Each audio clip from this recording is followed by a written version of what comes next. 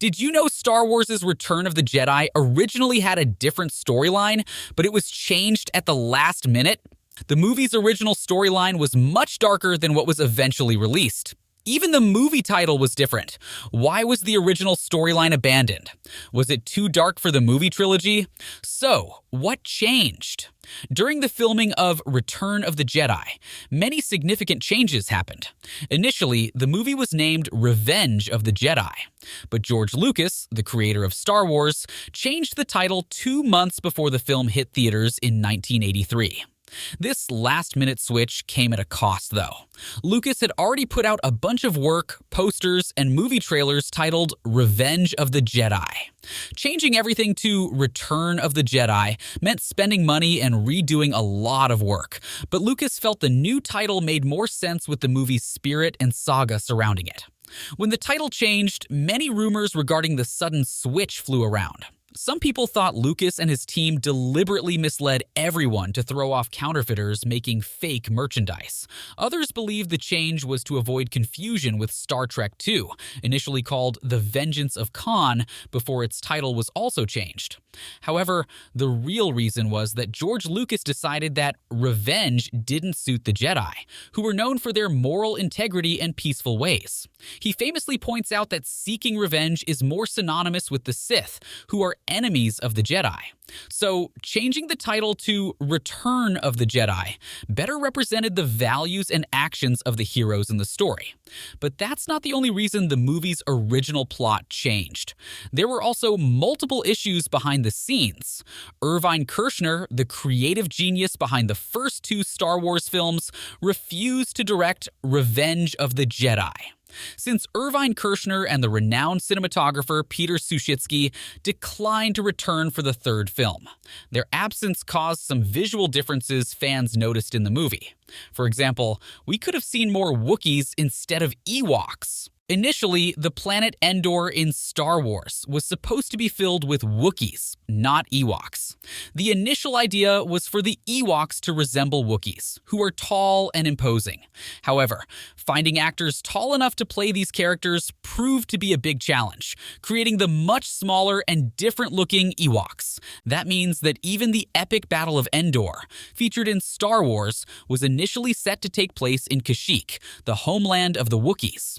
But, as you might have guessed, that idea was switched up before it made it to the screen. The decision to feature Ewoks instead of Wookiees wasn't just about actor heights, but also about creating toys that would appeal to children. These toys didn't need to be as big as the movie characters. If the movie had been made in recent times, George Lucas could have used advanced CGI to create any character he wanted without these limitations. But back then, technology and practical concerns led to the introduction of Ewoks. So instead of a few tall Wookiees, we ended up with hundreds of adorable, toy-friendly Ewoks in the film. Speaking about numbers, the original plan was to have 2 Death Stars. In the 1983 movie Return of the Jedi, we got to see a new, larger Death Star being built. This second Death Star was supposed to be way stronger than the first one. However, the Rebel Alliance managed to destroy it before it was finished. Interestingly, the original plan for the movie was even more dramatic, featuring not just 1, but 2 Death Stars. The Death Star is a massive space station and superweapon used by the Galactic Empire, capable of wiping out whole planets. Imagine the chaos with 2 of them. But the filmmakers decided to drop the idea because it seemed like just a repeat of what happened in the previous movies. We are only left with imaginations of what could have been. We could also have seen the resurrection of Yoda and Kenobi. In one exciting version of the story, Obi-Wan, Kenobi, and Yoda return from the dead to help in the epic battle against Emperor Palpatine. During a tense showdown, Luke faces off against Darth Vader and the Wicked Emperor. In this twist, Obi-Wan returns from beyond the grave, thanks to the combined strength and determination of Yoda and Luke. Obi-Wan jumps into the fight right alongside Luke in the real world. Meanwhile, Yoda uses his powers from another dimension to block the dangerous force of lightning that the Emperor throws at them. Together, they form an unstoppable team, trying to take down the dark side. In this thrilling version of the story, the ending has everything you'd hope for in a heroic battle. Emperor Palpatine is finally beaten, and Darth Vader, seeing the error of his ways, switches back to the good side just before he dies. The Empire crumbles with the bad guys defeated, and the Rebel Alliance comes out on top, celebrating their massive win. However, some believe this could not have been possible, because they'd be returning as Force ghosts. Even though these cool ideas didn't make it into the final movie of the first trilogy, The Last Jedi proved that bringing back characters as Force ghosts was a possibility and a great idea that could have added an extra layer of excitement to the story. Want a more exciting story? We could have seen Luke out on a quest. In the story's original ending, Luke Skywalker is the lone hero in the movie. He walks away, tired but brave, rather than joining a big celebration on Endor.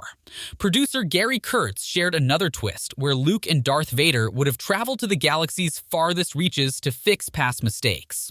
This version would also have had them searching for Luke's sister, adding to the adventure. Interestingly, Leia would not be Luke's sister in this early plan. That whole sibling plot was not part of the original storyline. So the story could have taken a very different turn. Between 1976 and 1983, all the official books and sources showed Luke as 20 years old and Princess Leia as just 16. If so, how could they possibly be twins with that age difference? Just picture the surprise everyone would have felt. It's like one of those big movie twists that gasps the audience. Another twist that could have happened in the movie is Luke Skywalker becoming dark. According to discussions between Lucas and his co-writer Lawrence Kasdan, Luke Skywalker was almost given a grim twist. Lucas pictured a scene where, after Vader's death, Luke would put on Vader's helmet and take up his mantle, turning against the rebels he once fought alongside. Kasdan was on board with this idea, but they changed it, realizing it might be too intense and could put off their younger fans. This change kept the focus on hope and redemption, rather than a descent into darkness. You would think Luke Skywalker becoming dark could have been an insane twist, but wait till you found that the movie's original storyline had a different fate for Han. Han Solo is easily one of the most unforgettable characters in Star Wars films. He quickly became a fan favorite with his rogue charm and quick wit. That's why viewers were so stunned in Star Wars, Episode 7, The Force Awakens, when Han was tragically killed by his son, Kylo Ren. But in the original ending planned for Return of the Jedi, Han Solo wouldn't have made it beyond the movie.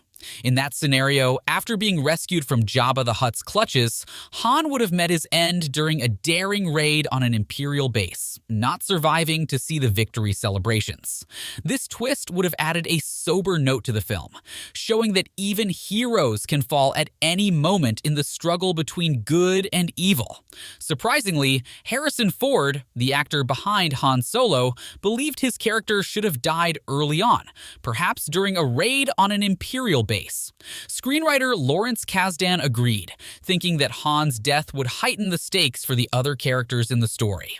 The idea of him dying, particularly in a battle against those cuddly Ewoks, would have marked a decisive end to his journey, showing just how much he had changed. However, George Lucas rejected the idea of Han dying during the Ewok fight because he was concerned it might hurt the sales of Star Wars toys. "He didn't want me killed by those teddy bear guys," Harrison Ford humorously remarked about his potential end. Lucas's decision was influenced by more than just the storyline. It was about keeping the Star Wars universe friendly and appealing to all, especially the younger fans who adored the characters and their corresponding action figures. While most Star Wars fans were likely relieved to see Han Solo survive Return of the Jedi without a scratch, Harrison Ford's idea for his character wasn't without merit. If Han Solo had sacrificed his life for his friends and a greater cause, his character arc would have been a profound conclusion, showing his evolution from a self-serving smuggler to a true hero. Today, the original storyline of Revenge of the Jedi is still a missed opportunity and a story never told. Do you think it would be told someday? Let us know your thoughts in the comment sections below. Also, hit the like and subscribe buttons to get updated on more exciting content from us.